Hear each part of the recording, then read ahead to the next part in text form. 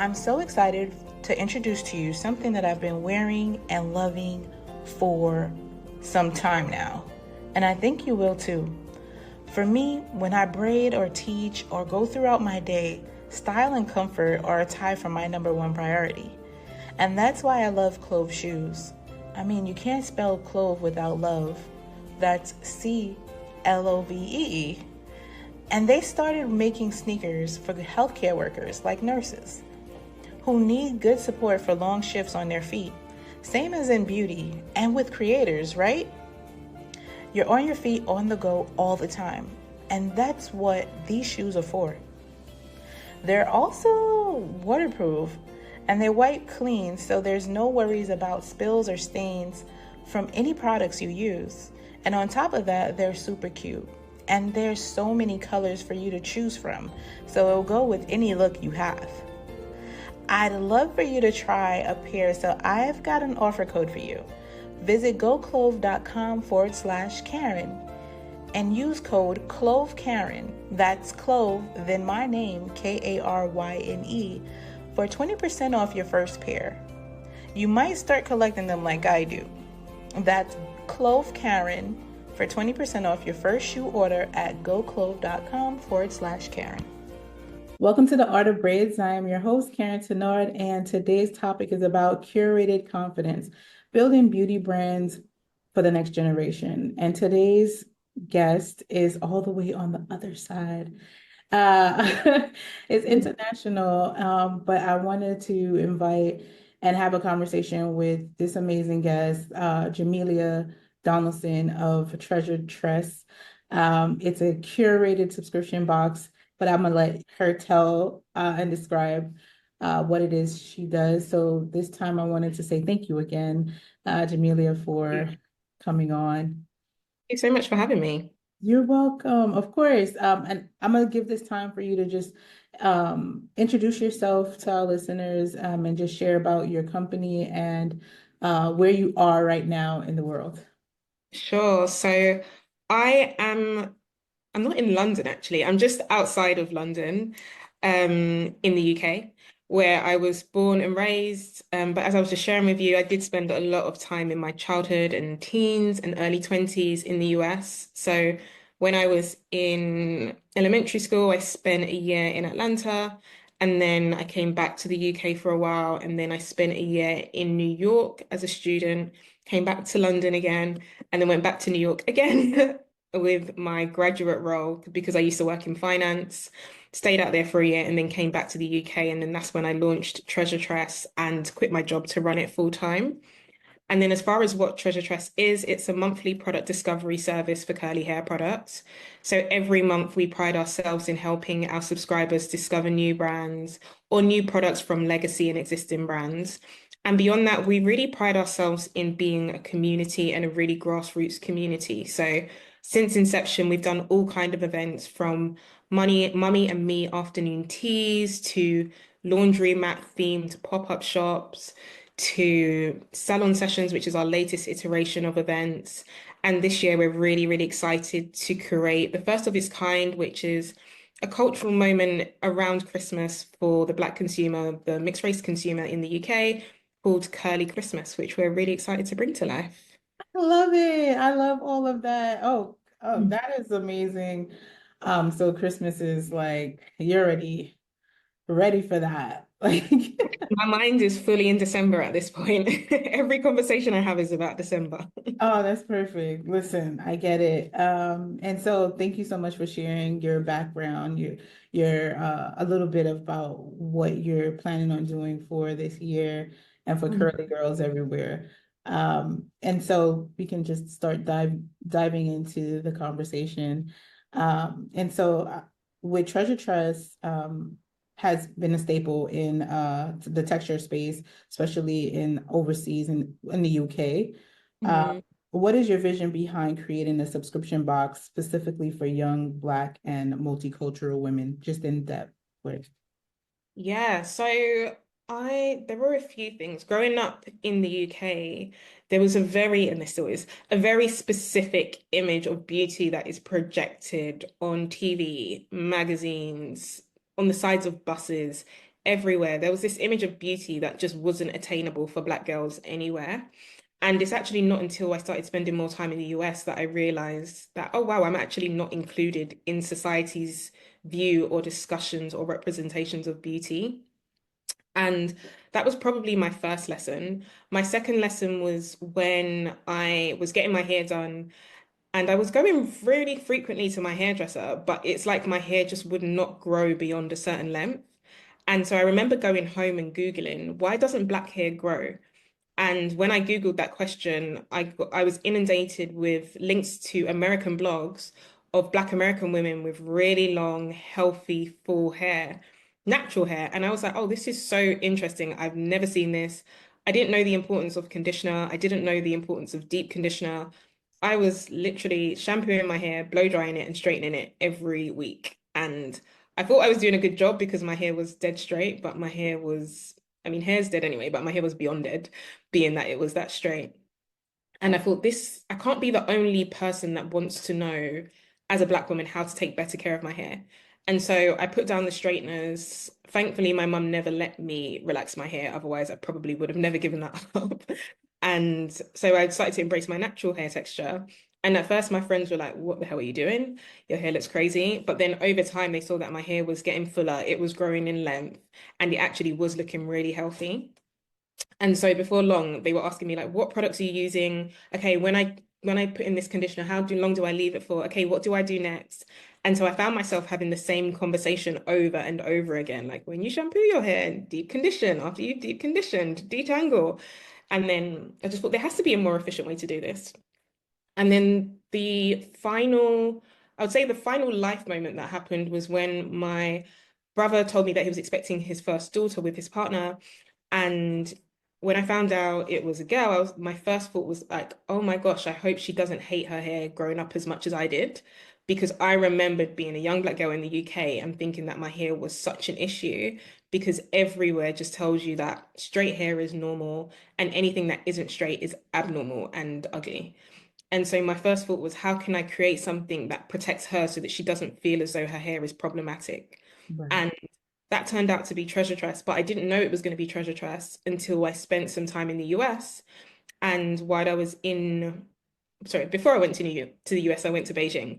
Okay. And when I was in Beijing, I went there for an internship. And while I was on my internship, I lost all of my hair care products and all of my hair tools.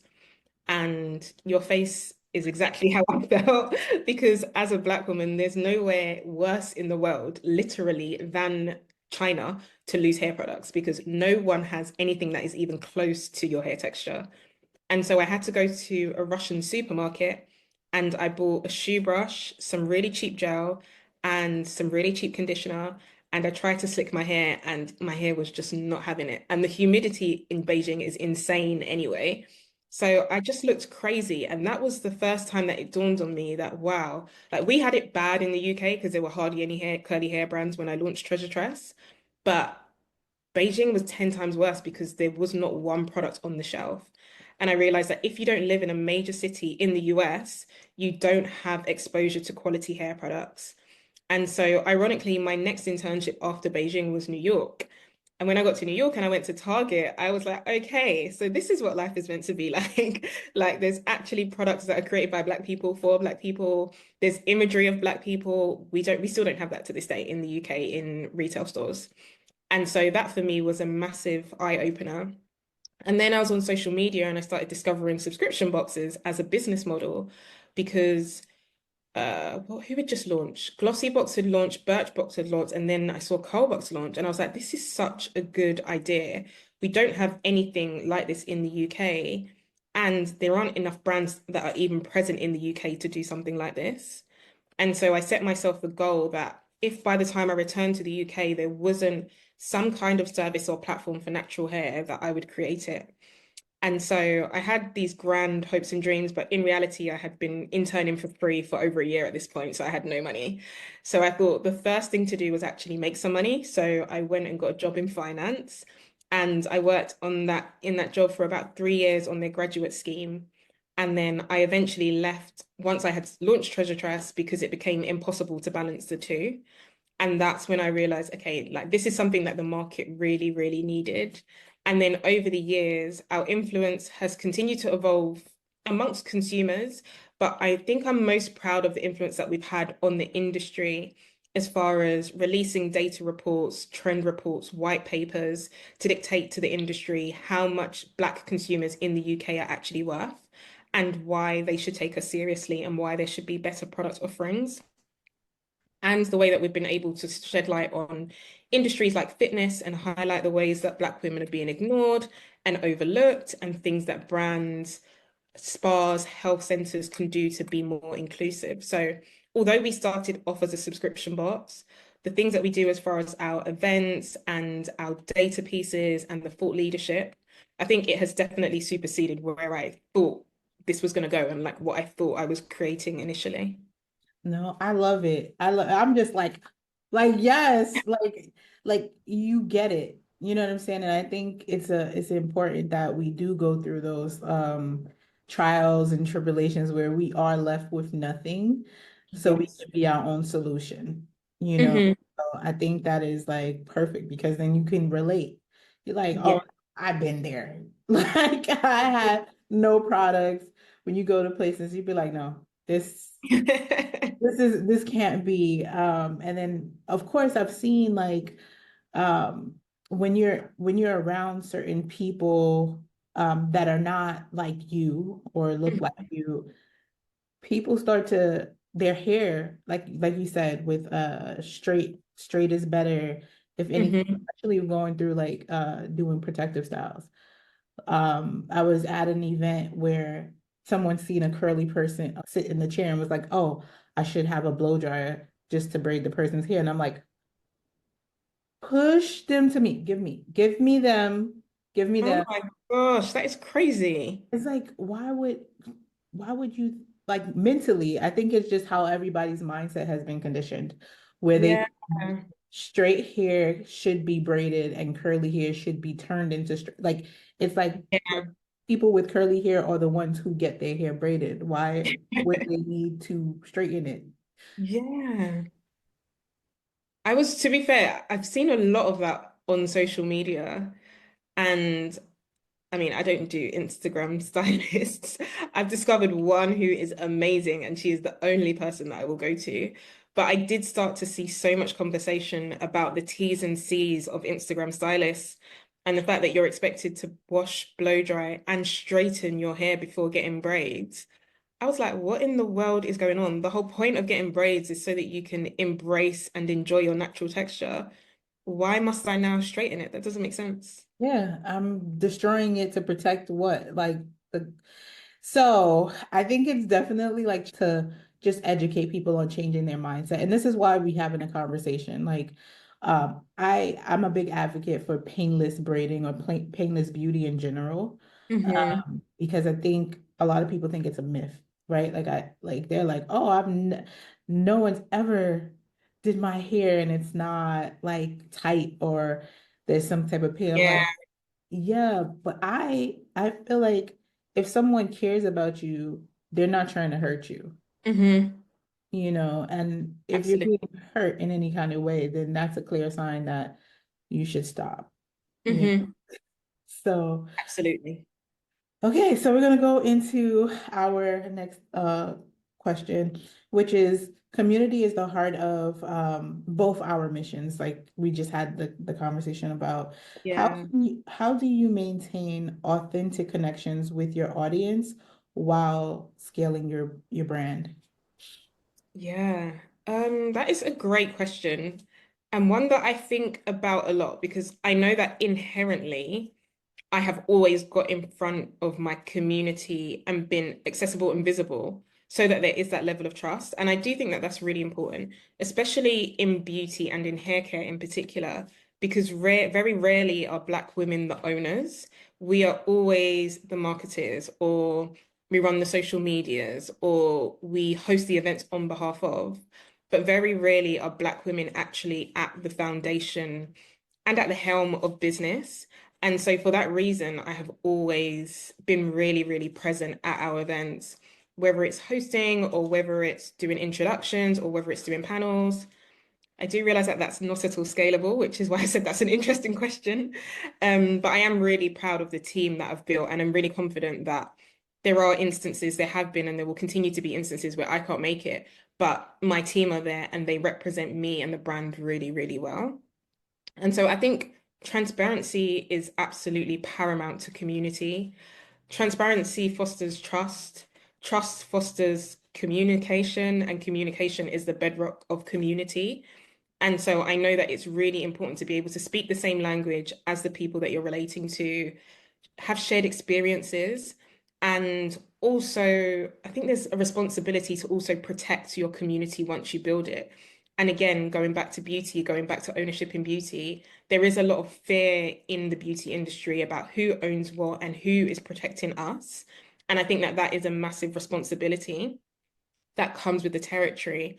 And as someone that operates in that space, I know how important it is to be the voice of, to be the representative of, but also in a lot of respects to be the gatekeeper of, because I feel a really important responsibility to protect Black women, to speak up for them, and to highlight the things that we're going through, and maybe articulate them and package them in ways that speak to big business so that it can become a priority for them as well.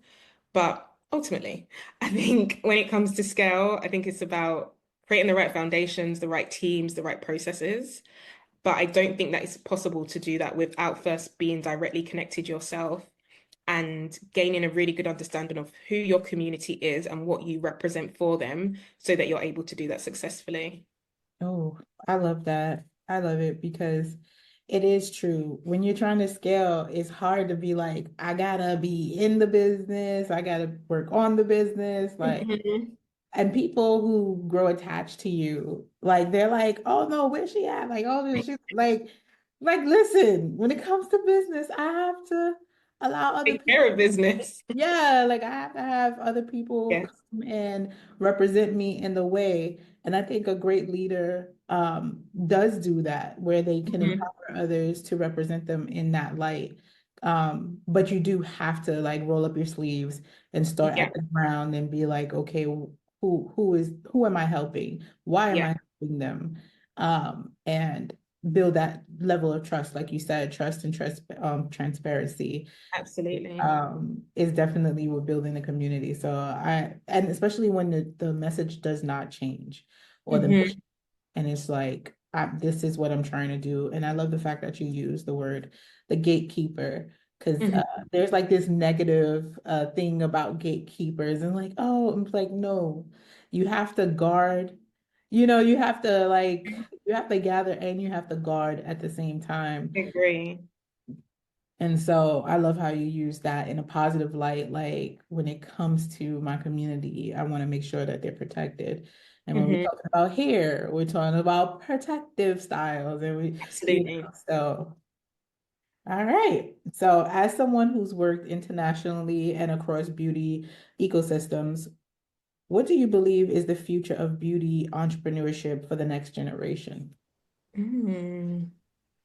The future of beauty entrepreneurship for the next generation. I think it's so exciting. And I don't think there has been a more exciting time in Black beauty than there is today.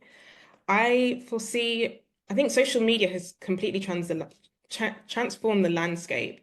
And I always say that the internet is the great equalizer because for so long, like Black people couldn't get loans, still can't. Black people couldn't get funding, still can't. Black people couldn't build sustainable businesses without the necessary support, still questionable. But the internet does allow us to actually enter the game. And because we are inherently such creative and innovative people, anytime we're locked out, we will always create our own. And so the exciting thing about the internet is that if for any reason we haven't been able to innovate or create anything in a beauty aisle or in the ecosystem of beauty, we've been able to develop our own ecosystems. So now we're looking at more Black beauty entrepreneurs, which we've seen. I think America's got the fastest growing statistic for Black women starting entrepreneurship businesses, and I'm pretty sure that health and beauty is a huge part of that. Likewise, in the UK, there's so many new brands that are emerging. And so I think we're definitely entering a season of so many more Black-owned brands that are able to scale digitally because we don't have to rely on brick and mortar the way that we used to. but equally, I feel like there's going to be a huge resurgence in Black ownership. And we're seeing that through the Topicals founders' acquisition of Bread, beauty supply, that hair care range. We're seeing it as far as like Taraji buying back her hair care line. There was someone else that also bought back Carol's daughter, Yes. Lisa, also buying back equity in her own business. There is this massive shift where I think we went through the period where brands were founded and acquired and to a certain extent successful in the new like chapter or the next phase of business. But I think we did start to notice that it doesn't come without a cost. And sometimes that cost is not a cost that the founders or the people that have their names attached to the brand want to bear. And so now I think we're in a new era where the innovators, the creators, the chemists are releasing their own brands, they're supporting each other in their own brands. And so I just foresee there being like this new ecosystem of really elite, well marketed, well branded, well formulated Black owned brands that are Black owned across all of the supply chain. I feel like we will eventually get there. And where we are today, I think that we're pretty much just at the beginning. So there's a lot to come, but I'm really, really confident that from supply to distribution, the game is about to change. Yeah, no, I love that. And I think that is very true. And then also well connected. Like I feel like Yes. that before it was just like you see the celebrities like you mentioned like Taraji P. Henson and taking her stuff back. I think they initially like think it's like, oh, everybody's doing it. Like I should just jump on the bandwagon. And then Mhm. people be like, wait, that was like you had like a brand, like Yes. beauty. It's a, and then it's like, you know what?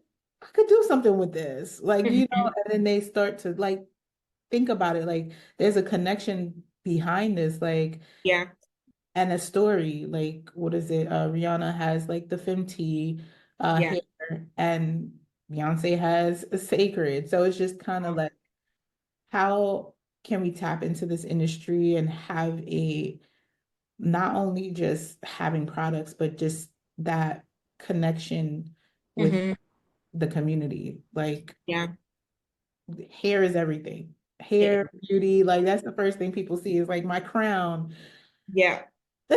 So I love how you worded that. And then okay, so for aspiring beauty founders tuning in, especially those in braiding, styling, or creating their own products, Hmm. what's one piece of advice you'd give for curating a brand that stands out but also serves?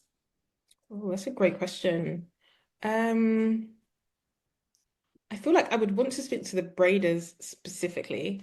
We've been working with a lot of braiders through our new event series called Salon Sessions, which is essentially a panel talk, but only a third of the event is a panel. The other two-thirds is the audience and the panel doing Q&A. So women in the audience are really vocal about the things that they're going through with their hair. And the thing that I've noticed about the braiders who are able to gain great traction from the event, are able to get great content from the event and get new customers from the event, are the ones who are really well educated and really, really care about their customers. So these are the braiders who are saying, sorry, sis, you can't have them braids. Your hair's not strong enough. Let's focus on deep conditioning for the next 2 weeks. Next month, let's get a trim and then come back to me. It's the colorist that's saying, I'm sorry, I can't color your hair. You need to go and repair it. Let's do a big chop and then come back to me when you're ready to start again. It's those who have a lot of integrity, but that integrity is backed by education and they're able to scale that through digital content. So if they're able to do like behind the scenes videos, if they're able to do Q&As with their audience, if they're able to capture hair experiences and hair transformations, but educate along the way, I think that that is the biggest hack. And I see curly hair specialists do it all of the time, but I haven't yet stumbled across a braiders page that does those hair transformations, but also educates while they do it. Oh, that is yes, and I love the fact that you was like I speak to the braiders. Yes, because I think the problem that we have also like in the US is that a lot of the braiders they're not licensed, right? Like Mhm. a lot of them are not licensed. Um, and they just say, I know a skill, I know how to braid. They, Yeah. and they're literally pulling people hair out they're using lots of gel, which is Hmm. not necessary, or blow drying it. And it's just like, you should be able to braid any type of hair, and you should be able to understand when you're hurting someone as far as Yeah, like that pulling and tugging, especially with like traction alopecia, like they'll still braid a person's hair knowing that the process of them doing it has made that real, like, made that the yeah, reality for them. And it's, yeah, when do we say no? Like, like it's like, oh, the grip game. I'm like, no, like you can say no, let's refer you to a dermatologist, like someone who yeah, help you, because we understand that hair is important to you because you're still here, like trying to get your hair done. yeah. It's like, how do we kind of like tap into that um mental health, Hmm. spiritually or inside, just kind of like, hey, would how do we step into that person's shoes and say, like, what would somebody want to tell me? Yeah. Like I had to move away. That's why I solely do like braids, because I had to move away from like relaxing people hair, and they'll Mm. just continue putting in like the one part, and I'm like, you're over processing your hair, like, and I'm just like, oh my God, I can't do this. Like I can't do this no more. I'm going to transition people from relaxer to back to their natural hair. And Yeah.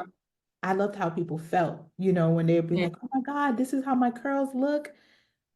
I'm like, yeah, give it some time for it to kind of like show Yeah. up for you. But I love that. But I think that is the biggest thing, is to kind of dismantle what braiders are doing now and how people think, because they literally accept anything at this point, where they're like, Yeah. yeah, it should hurt, or like what I think doesn't matter. Like the braider's gonna do whatever they're gonna do. And that's, I think, again, why we're here and having this Yeah. conversation, because it needs to be talked about. I Um, I saw a really interesting video in Japan. No, it was this black girl in Japan who was getting her hair braided in Japan by a Japanese braider. And what I found really interesting was that in the comments, she said that the braider charged per braid. And then someone else in the comments said that that's how a lot of braiders outside of the UK and US and Africa, I'm assuming, outside of UK, US, and Africa charge their clients. And I thought that is so, so interesting. I wondered if it works out more or less when you break down the price. But equally, I thought it was just really intriguing that there's this whole community that is a part of or benefiting from our culture completely outside of our culture. right. A braid, like how much are they starting? Like what is one That's braid I don't cost? that's what I would like to know that I don't know yet. But she said she's charging per braid. I was like, okay, I think I interesting. should move. I think I should move around just to see like how people are, like what? Like, because you do want to think about time. Like as braiders, we don't get what we should, as far as like if Mhm. you're a really good braider and I people, agree. you stand Mhm. on your feet for 8 to 10 to 15 hours uh Yeah. doing a head, and people be like, oh, I'm just gonna give you $175. Like, per person. I got back pain, foot pain, and all of that. But it's, I think, you're bringing the community together between like beauty brands and the community, to Mhm. have those conversations. And I commend you for that, because that's something that aligns with me. Like this is what I want to do, to make sure that people not only like understand their hair, but understands the process of like Mhm. that looks like and who's involved. Yeah, for sure. So important. Okay, so now that we got all those questions out the way, these last three questions is just for people to get to know you a little bit better. So I'm gonna go right into it. And so, what is one thing that people are really surprised to learn about you? Great question. I think it might be how introverted I can be because I feel really I don't I I really enjoy speaking. I enjoy doing panels. I enjoy doing keynote talks. But generally speaking, I'm really introverted. As in, I would much rather, if I'm not doing those things, I would probably rather be at home with people that I'm extremely comfortable around, as opposed to like being in big crowds. So yeah, I'd probably say that. Yeah, okay. So you're like, I think it's called an ambivert when you know how to like switch it up. So I can be extroverted if I need to be, but on a regular day, if I'm not like working or I don't have to be on, then I really like my own company. I like being at home, I or I like, love, but I don't necessarily love being amongst a big crowd. I get it. Protect the energy at all costs. Absolutely. That's really good. Okay, so the second question is, I wanted to learn about like what are you reading a book? What book is it, and would you recommend and why? Yes. So at the moment, I'm reading 10x is easier than 2x. And I'm reading it because I think it's a Black woman thing, but I know that since the beginning of Treasure Tress, I've been like, I'll just do it myself. Like initially, I started speaking to investors, and they were like, these were white male investors in the UK, and they were like, I don't know about this idea. You should make a subscription box for all hair types. And my reaction was, no, that's not what I want to do. That's not the vision I have. And so I was like, instead of seeking investment, I'm just going to do it myself. And that has been my attitude in so many things, but I don't think it's allowed me to reach my full potential because I've always been Miss Independent. And so now reading that book is really like reprogramming my mind to be like, no, doing things 10x is actually easier than doing it 2x because it requires you to remove yourself from the detail and from the day to day and do better at creating systems and do better at delegating. So that's what I'm reading at the moment. And that's the why actually, because I think I needed to change my mindset to allow me to continue to grow and for my business to continue to grow. I'm gonna have to read that as well. So good. I put it on audiobook, and in between the chapters, the co-authors have almost like a podcast chat, Uh, and it's really, really interesting. So I would definitely recommend it on Audible. okay, love it. Okay, that's really good because you do hear those suggestions from people, and you be like, no, I would do it this way, but they be like, you trying to be a millionaire or whatever, like you trying Exactly. it's a really growing go into different people's houses is like you'd be like, no, but I don't want to the mission, the vision. I don't want to change from it. I don't want to divert from it. And so I get that. So the last but not least is how can people support and find you? Oh, amazing. Yes. So definitely how people can support is by following at Treasure Tress. If you're interested in trying new products without leaving your house and having them delivered to your door and saving money, then definitely subscribe to Treasure Tress at Treasure Tress at www.treasuretress.co.uk or follow us on social media at Treasure Tress. And then you can follow along with my personal journey on Instagram at Jamelia is obsessed and likewise on TikTok at Jamelia is obsessed. Love it. Again, and I love the fact that you do have like the fitness part. This is just like a little extra stuff, but it's like I love the fact that you understand like between hair and fitness, and people probably won't work out or do certain things because they're like, nah, you're gonna mess up my hair, I'm gonna sweat it out. And what kind of products help hydrate your hair during those times. And Yeah. so I really commend that, and I appreciate your subscription box and you taking a stand and doing it yourself without waiting for anybody else. Yeah, I really appreciate that. Thank you. And thank you so much for having me. This has been such a good conversation. Yes, we need more of this. We need more of those conversations. Again, this is Karyne of The Art of Braids. You are sitting with Jamelia Donaldson of Treasure Tress. Thank you so much for listening. Thank you, Karen. Have a good one. Bye. Yeah, bye.